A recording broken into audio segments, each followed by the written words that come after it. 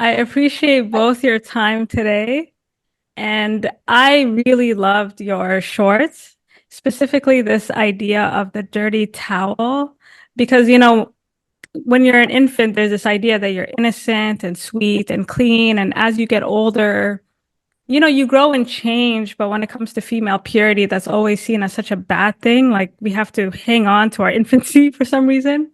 And so I just wanted you to give me some insight as to how the two of you, like what inspired this idea of the dirty towel?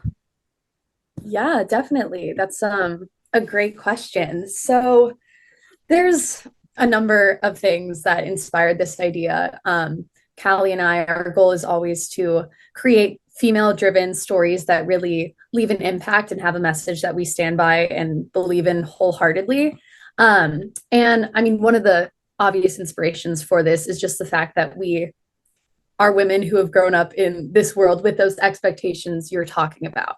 Yeah. And I think that we both kind of felt it's easy to feel a little alone in those expectations. And I was visiting LA one spring break Mhm. and we were eating In-N-Out burgers, of course, an inspiring thing in itself. But we just started talking about this kind of shame we've both felt put on us and started to realize that we aren't alone in this experience. And the more we talked about it and the more we talked to our friends and our parents, we realized that it's something that everyone experiences. And it's such a generational thing in itself. And then we had a friend who just said that she had heard the metaphor of being a dirty towel.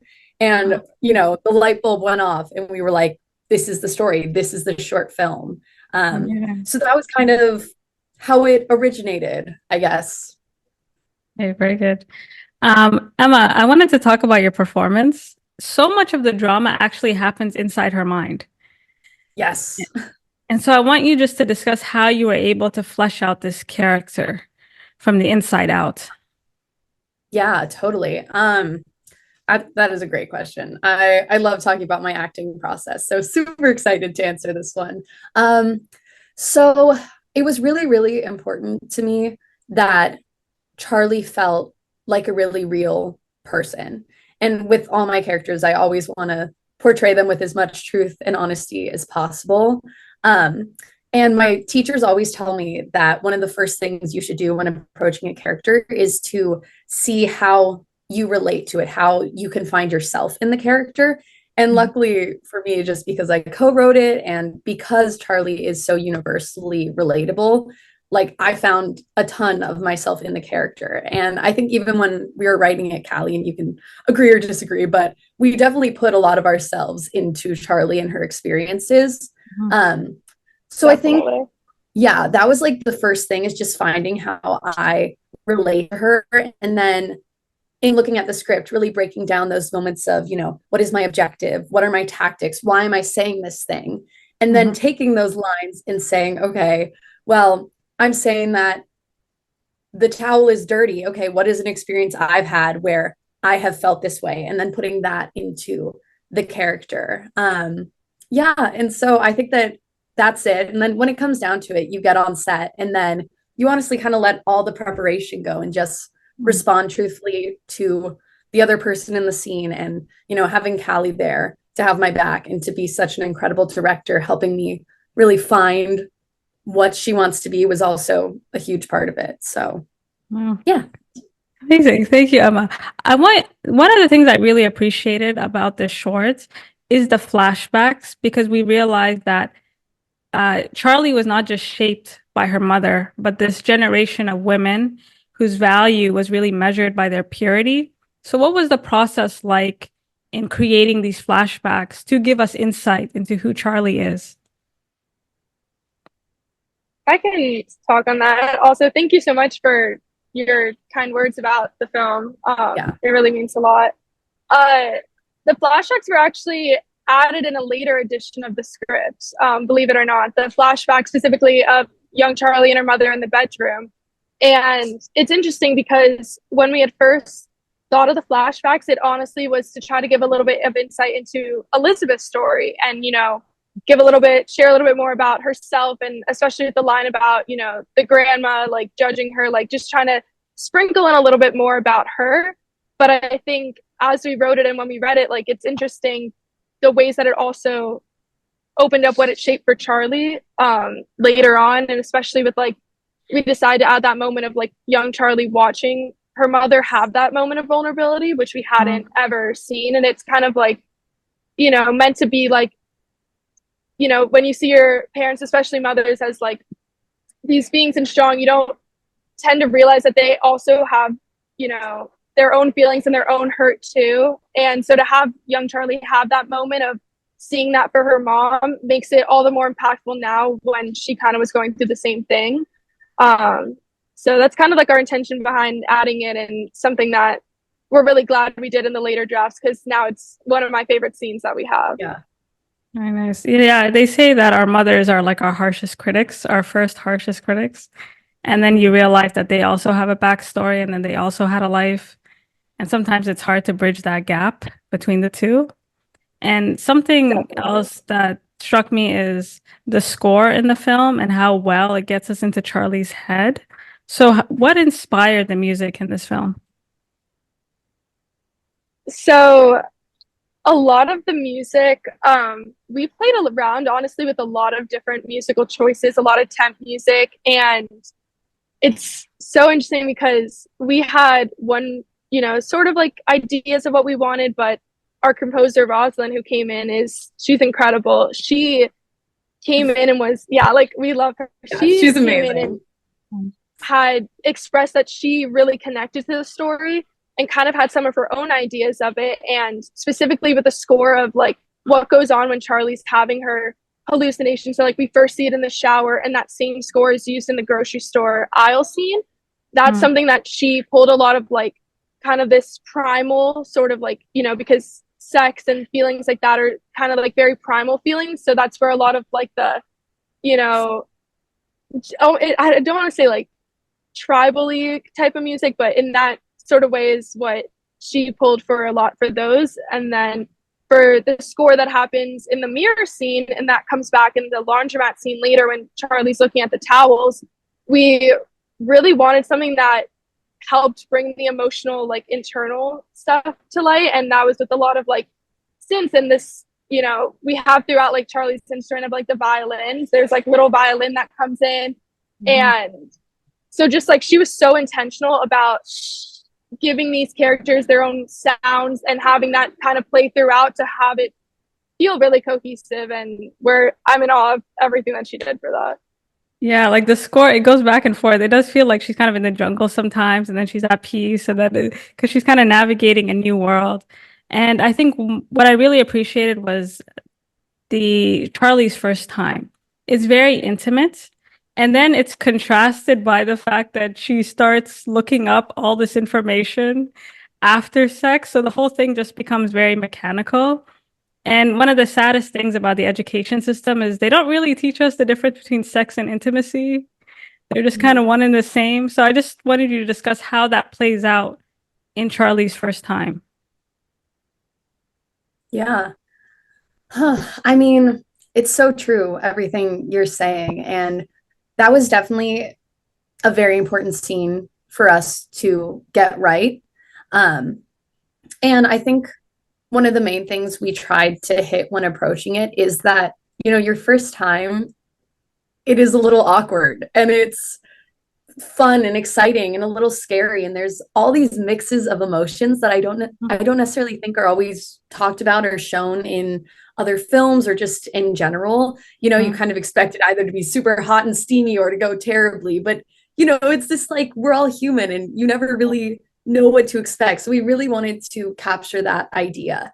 And then yeah, with after it, just the whole what to do after sex. I mean, Charlie is the way she is, as we've discussed already, because of her mom, and her mom's the way she is because of her mom. And because of that, Charlie never got that talk really about sex from her mom. And yeah, she didn't necessarily get it from school either. And so we just wanted to, again, create a scene that really showcases what it's like to be a woman and to experience this, to some people, very life-changing thing, you know, in a truthful way, and make people feel seen in that none of us really know exactly what we're doing, whether you did have a good sex talk or not, you know? Yeah. And so I think that was important. And I don't know, Callie, if you have anything to add to that.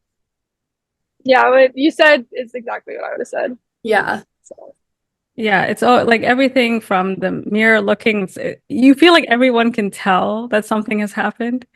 And I felt like the way it played out was eerily relatable. Like we've all had that moment. Yeah.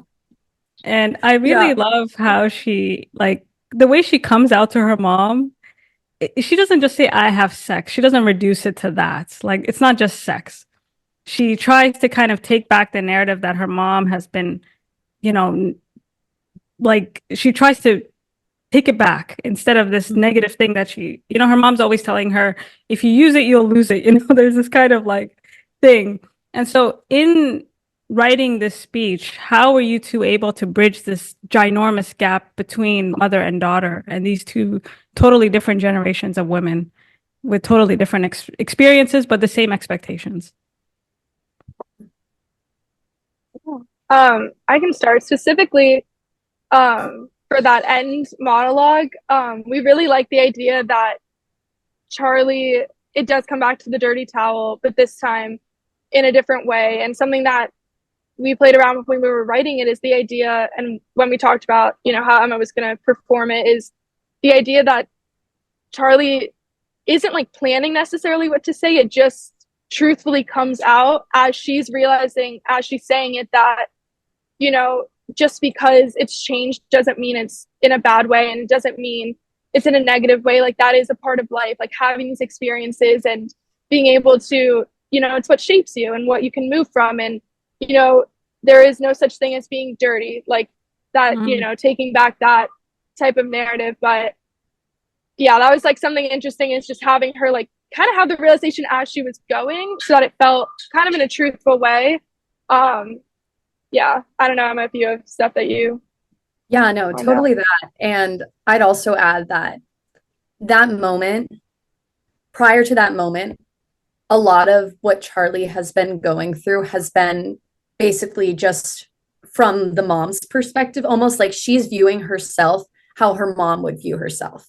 Yeah. And that moment wasn't about the mom, it is in that she can relate to it, hopefully, and hear that and see that, she also is not a dirty towel, but that is Charlie's moment of, or she is a dirty towel, but it's beautiful. But that is Charlie's moment of, it doesn't matter what other people think. It doesn't matter what my mom thinks, because I made this choice and I'm happy I made this choice. And was it perfect? Maybe not, but I did it, and I'm going to stand by that and not let the opinions of others influence it. So that moment really is, it's her moment to figure that out, regardless of other people, I'd say. Yeah, no, I really appreciated that because she keeps going back and forth in her head. Like her instinct was, I really enjoyed this moment regardless. Yeah. And yet she's obsessing about what other people can think. And a lot of us get consumed in that. And so I wanted to Totally. know, for the two of you, how do you stop other people's opinions from, messing with your self-worth? The question of the century right there. I mean, I personally think that is still something I'm trying to work through every single day. And especially as an actor and an artist in general, like our entire career path is based on basically other people judging us. Yeah. So it is definitely, I have my moments where, like Charlie, I am very impacted by it. And I recognize that sometimes other people shape how I see myself. But I think that every day it's just recognizing those moments and then taking a step back and saying other people can have their opinions, but I made this choice because of me, or like I can see in myself what I want to be, and that's what matters. But it is not like, please, like it is not, I'm not always good at it. Yeah, I think for myself, like exactly what Emma said too. That sorry, there's like a noise back there. For myself, when I also have that, like a lot of it comes from, you have to like have some belief in yourself that you're able to make your choices, and like you should trust that. But I think something that helped me in a lot with stuff specifically in relation to like sex and what Charlie's going through is, sorry, is this like, can you guys hear me? Or No, it's all good. It's all good. Okay, sorry. Was kind of how it got started with Emma and I just opening up to each other about the things that we went through.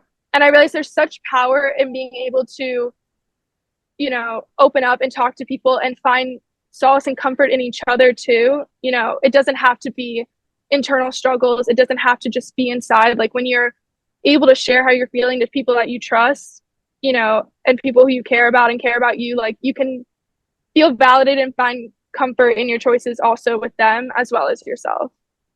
Okay, very well said. So I'll just wrap up with what the two of you have touched on. Like a lot of it, like a lot of her struggles were internal. And it's funny how once you speak it out loud, the shame goes away.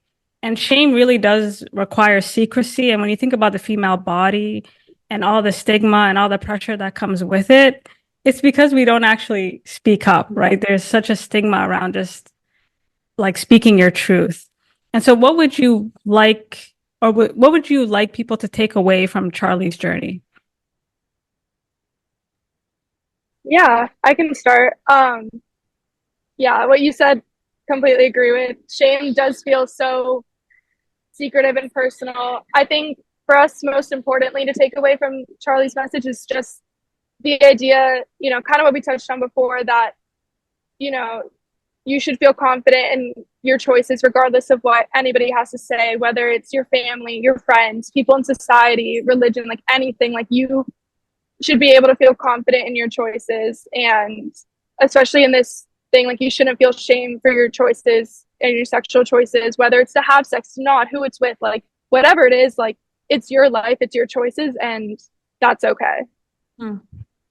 Yeah. I mean, basically that. And exactly, yeah, what I just love touching on the idea of sharing it with other people and finding others to trust and talk to, which that's great. I think that was such a good answer, Callie. And I also think, especially right now in the world, and a reason that we felt like this was a really important film to make now is that we're living in a time where a lot of people think that they should have a say on what women do with their body. And we want people to be able to see a life different from their own and have a look inside what it is like to be a woman making her own choices, and see that it is such an individualized thing, that the women who are making the choice should be the ones empowered in that position. And yeah, so I think that just in the overarching world right now is another little thing we wanted to touch on. So yeah. Yeah, very well said. Like, it's sad to say, but there is a belief that a lot of women are incapable of just making their own choices. And we don't really, there's this infant in a lot of the world, this idea still very much exists. And stories like this, I think, help counter that narrative. So thank you so much. And where can people find your work if they want to support you and just learn more about you guys? Yeah, I mean, we have a website right now, www.dirtytowelmovie.com, I think. Okay. Which has a ton of information just about the film, about us, about what's in store. We're currently working on, we always intended for this to kind of be a proof of concept for a feature version that dives into both Elizabeth, Charlie's mom, and Charlie's story. It's kind of a coming of age story for both women. So, you know, you could stay up to date with that, which we're working on, and our Instagrams. We can, you know, follow us and see where everything goes. Yeah. Okay, excellent. Thank you so much for your time, ladies, and I hope you enjoy the festival.